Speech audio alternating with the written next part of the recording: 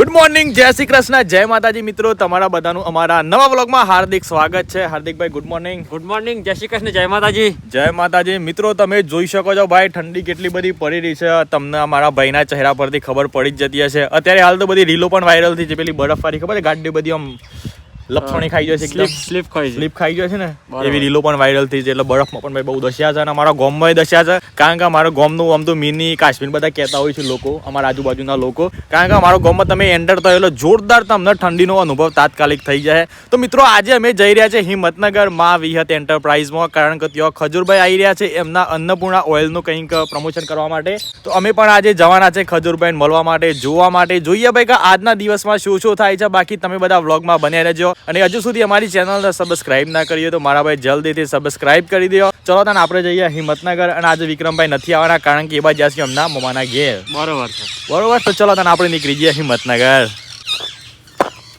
જય હિન્દ. તો guys finally આપણે આવી ગયા છીએ હિંમતનગર માં વિહત એન્ટરપ્રાઇઝમાં. અને ખજૂરભાઈને આવવાની થોડી વાર છે એટલા માટે આપણે થોડા એમના વેઇટિંગ કરી રહ્યા છે. તમને પહેલા અત્યારે હાલ એમનું સ્ટેજ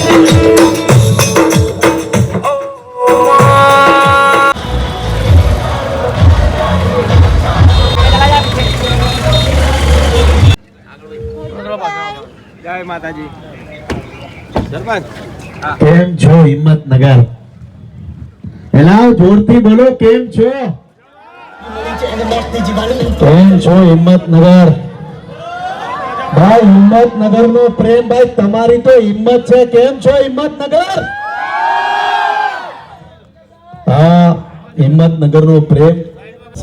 હિંમતનગર માં આવ્યો છું અને હિંમતનગરમાં આવવાનું એક કારણ છે અમારું અન્નપૂર્ણ ઓઇલ, જે મગફળીનું સિંગતેલ છે એ તમામ ગુજરાતીઓએ હવે આજથી વાપરવાનું છે. અને બહેનોને ખાસ કહેવાનું કે આ વખતે ઘરના પ્રસંગમાં એક તોલું સોનું ઓછું લેજો, પણ ઘરના રસોડામાં તો અન્નપૂર્ણા જ લેજો. બરાબર કે નહીં? વાહ ભાઈ વાહ. આવો તમે ઉપર આવો ભાઈ, જો સ્ટેજ પડે નહીં. મજામાં? જેમ તેમ સ્ટેજ પર ચડાવે બેન. એક માઇક આપો બેન ને. બેન ક્યાંના? હિંમતનગર ના છો? તો ભરૂચ થી આવ્યા? ઓહો હો ભાઈ, જોરદાર. ભરૂચ વાળા માટે તાળી થઈ જાય. હું ખારી સિંગ ખાવ છું કે હું ખાવ છું? બોડી બધી. હા, હવે હિંમતનગર વાળા બધા લોકોને કહો કે જીમ જવાનું ચાલુ કરે. કહો તમે, બોલો બોલો. જીમ જવાનું ચાલુ કરો, અમે બી જઈએ જ છીએ. આ લોકો જીમ જાય છે, બોલો. કેટલું ખોટું બોલે.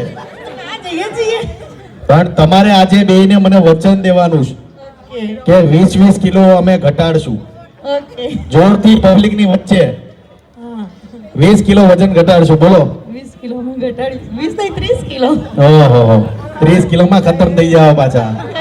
10 ઘટાડો તોય બહુ છે. પણ આ હિંમતનગર નો પ્રેમ છે. યસ. અને આજે આપણે સ્પેશિયલી આજે યાર્ડમાં આવ્યા છીએ આપણા અન્નપૂર્ણા સિંગતેલને લોન્ચ કરવા માટે. માતાજી હિંમતનગરમાં જેટલા લોકો છે આજે યાર્ડ ની અંદર તેલ વેચે છે, માતાજી બધાનું કલ્યાણ કરે. માતાજી બધાને આગળ લાવે, પણ અમને થોડાક વધારે આગળ લાવે.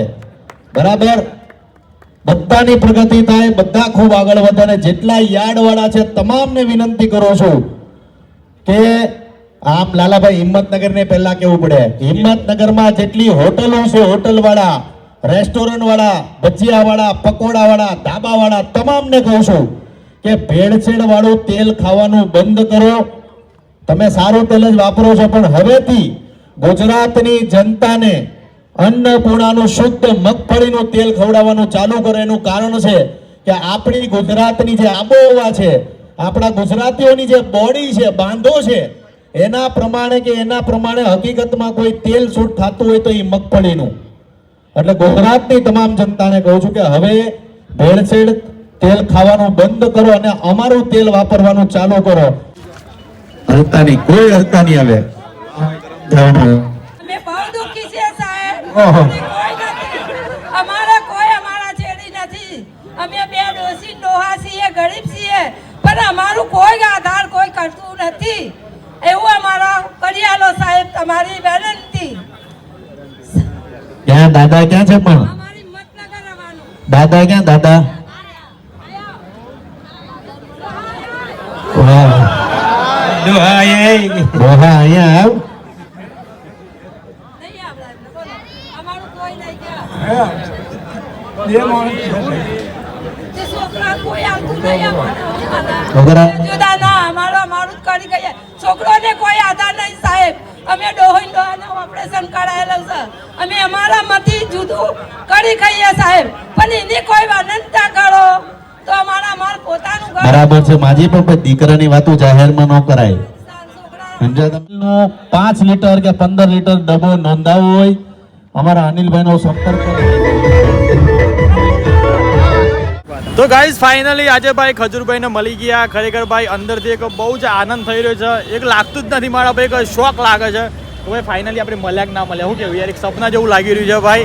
અને અત્યારે હાલ ખજૂરભાઈ બાઇક સવારી કરી રહ્યા છે આપણા હિંમતનગરમાં, તો અમે રાહ જોઈ રહ્યા છે અને હવે મળે અને બંને નીકળી જવું છે ઘેર. બરોબર, આજ તો ખરેખર ભાઈ દિવસ એકદમ સુધરી ગયો, બહુ મજા આવી ગઈ ભાઈ. મજા. હિંમતનગર આવ્યા હતા પણ વસૂલ છે મારા ભાઈ, 3-4 ટાઈમથી આપણે આવતા હતા પણ એક ટાઈમ મળવાનો મેળ નતો પડતો.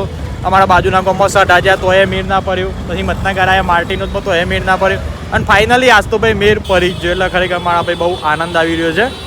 તો ગાઈઝ આપણે હવે ખજૂરભાઈને મળીને રસ્તામાં આવી ગયા છીએ. એક અમારે રોપા લેવાના છે કે રીંગણા અને કોબી ને કંકોરા. હોય જુઓ ભાઈ, કંકોરા, ગલકા, પરવર, તુરિયા, કારેલી બધાના રોપા મળી જાય છે. આપણે મારા ભાઈ રોપા લેવાના છે, કોબીજના લેવાના છે અને બીજા નાખી દીધા મમ્મીએ કાકડી, ગાજર, દૂધી. બરોબર, જોઈએ અંદર કયા રોપા મળે છે. બાકી બહાર તો મોટો બોર્ડ માર્યો છે. તો ભાઈ આપણે આવી ગયા છીએ ઘેર અને ફાઇનલી આજ તો ભાઈ ખજૂરભાઈ મળી ગયા છીએ આપણે. પપ્પા આજ તો મળ્યા ખજૂરભાઈ. હો સરસ ગણી ભગવાનના દર્શન થતા મારે લ્યો. ખજૂરભાઈ એટલે ભગવાનનું સ્વરૂપ કહેવાય. તાન આજ તો ફાઇનલી મળ્યા આપણે. સરસ ફોટો પાડ્યો, હા બહુ મજા આવી. સરસ તાન મમ્મી આજ તો મળ્યા ખજૂરભાઈ. હું હા ફોટો પાડ્યો આજ તો. તાન આજે આશીર્વાદ તો એવા આલે ને મજબૂત, એટલે મજબૂત કામ થઈ ગયું આજે. તો હા અન્નાભાઈ ભૂખ્યા છીએ આપણે, ખાલી 2 રોટલી નાસ્તો કરીને ગયા હતા તો અમે સરસ મજાનું ભોજન કરી લઈએ તાને. તો દોસ્તો અત્યારે હાલ આપણે જઈ રહ્યા છીએ ભાઈ તબેલામાં. સરસ મજાનું ખાઈ બાઈ લીધું છે અને ભાઈ અત્યારે હાલ તો ઠંડી હવા આવી રહી છે એટલે ઠંડી પણ લાગી રહી છે મારા ભાઈ. બાકી વિડીયો ગમે તો લાઈક કરી દેજો, ચેનલ પર નવા તો ચેનલને સબસ્ક્રાઈબ કરી દેજો. ચલો તાન મળીએ સીધા કાલના નવા બ્લોગમાં. ત્યાં સુધી તમારું ધ્યાન રાખો, તમારા પરિવારનું ધ્યાન રાખો. Bye bye, take care and જય માતાજી.